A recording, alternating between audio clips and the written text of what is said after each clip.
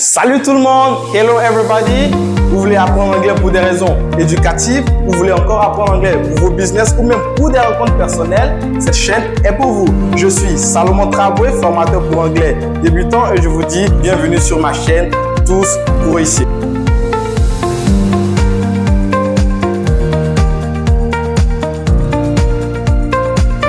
Dans cette vidéo, nous allons vous apprendre les 10 lettres de l'alphabet anglais. Et pour cela, je vais inviter sur scène ma partenaire Zara. Hello! Ok, Zara, on a 10 lettres de l'alphabet en français. Du coup, on va les apprendre au plus vite. Je fais le français, tu fais l'anglais. T'es prête? No problème. D'accord. Zara, en français, la première lettre c'est A. En anglais, c'est A. La deuxième lettre, c'est B. En anglais, c'est B. C. C. D. D. E. E. F. F. G. J. H. H. I. I. J. J. K. K. L. L. M. M. N. N. O. O. P. P. Q. Q. R. R. S. S. T. T. U. U. V. V. W. W. X. X. Y. Y. Z. Z. Merci à Zara de m'avoir aidé dans cette vidéo. Eh bien, je vais répondre pour vous. Les 10 lettres de l'alphabet sont les suivants. A, B, C, D, E, F, G, H, I, J, K, L, M, N, O, P, Q, R, S, T, U, V, W, X, Y, and Z. Merci d'avoir suivi ces leçons sur l'alphabet. Maintenant, nous passons à une petite notion que j'ai voulu ajouter à l'alphabet qui est intonation, c'est-à-dire l'intonation dans une phrase en anglais. En effet, l'intonation est la façon dont le ton de la voix est soit élevé en début, en milieu ou en fin de phrase, ou soit rabaissé en début, en milieu ou en fin de phrase. Et pour cela, nous allons voir quelques phrases à titre d'exemple.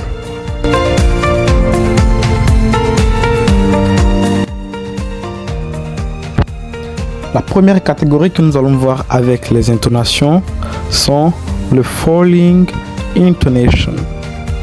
Et on va commencer avec les statements, qui sont les déclarations. Première phrase. Nice to meet you.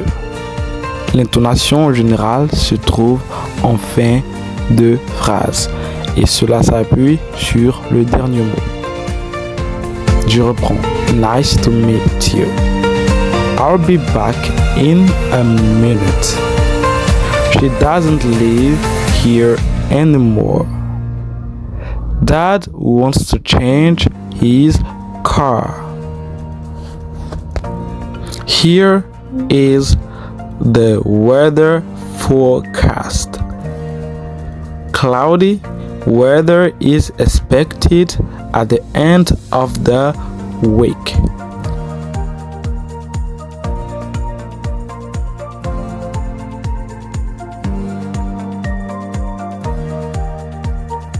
Nous évoluons avec exclamations, qui sont des exclamations.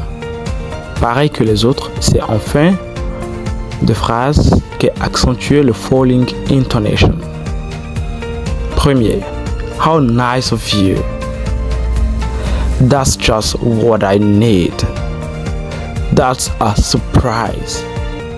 What a beautiful voice.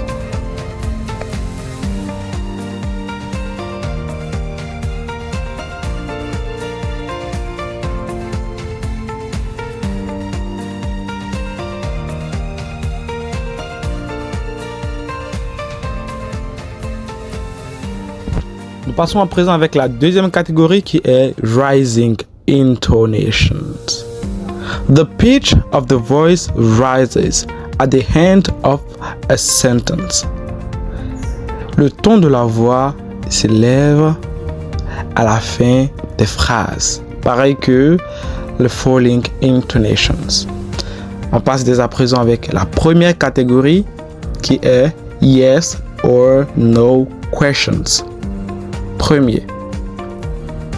Do you like your new teacher? Have you finished already?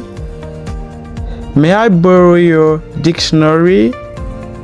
Do you have any magazine?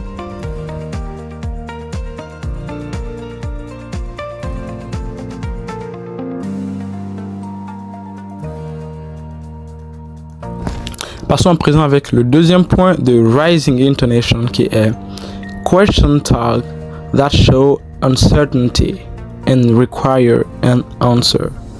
Ce sont des questions qui présentent des incertitudes et qui requièrent une réponse. On passe dès à présent avec le premier.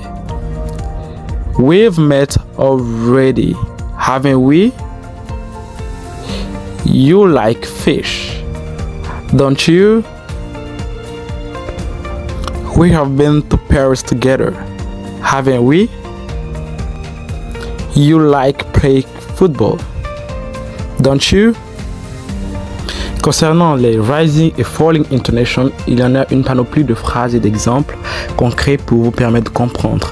Je mettrai alors en description un PDF qui vous aidera dans la suite de votre formation ainsi que dans l'apprentissage des 26 lettres de l'alphabet des rising and falling intonation. Thank you so much for following me and goodbye. See you on the next video.